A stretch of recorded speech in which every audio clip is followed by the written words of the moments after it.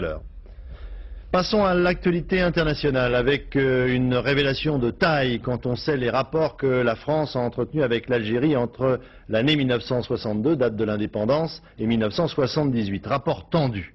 En effet, le magazine Le Nouvel Observateur nous apprend cette semaine que pendant ces 16 années, la France a disposé en Algérie d'une base secrète qui lui permet d'expérimenter des armes chimiques. Hervé Brusini.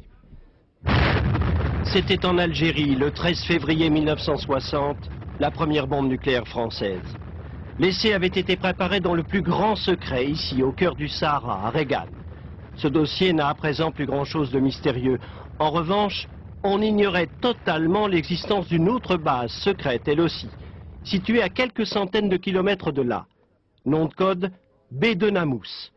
En fait, le village de Beni Welif. 100 km de long sur 60 de large, spécialité, les essais d'armes chimiques. Tous les pays qui avaient une certaine évolution industrielle et scientifique s'efforçaient de mettre au point des types d'armes, et en particulier des armes incapacitantes, c'est-à-dire des armes qui, en quelque sorte, paralysent celui qui respire ou qui reçoit sur la peau le produit chimique en question. Alors pourquoi l'Algérie indépendante acceptait-elle des expérimentations sur son sol? Mais Bédenamous, c'est au Sahara.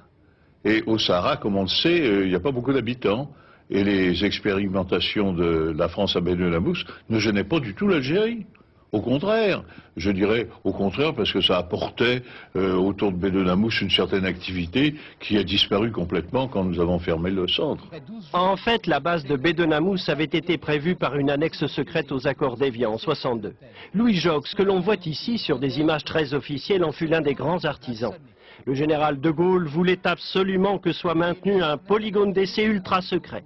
Son vœu fut exaucé jusqu'en 78, par-delà les soubresauts de la politique algérienne et de ses rapports avec Paris.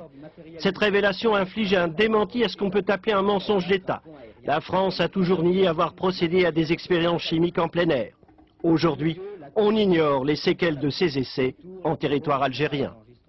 Les enveloppes de béton pour les caméras ultra rapides qui retraceront image par image le développement.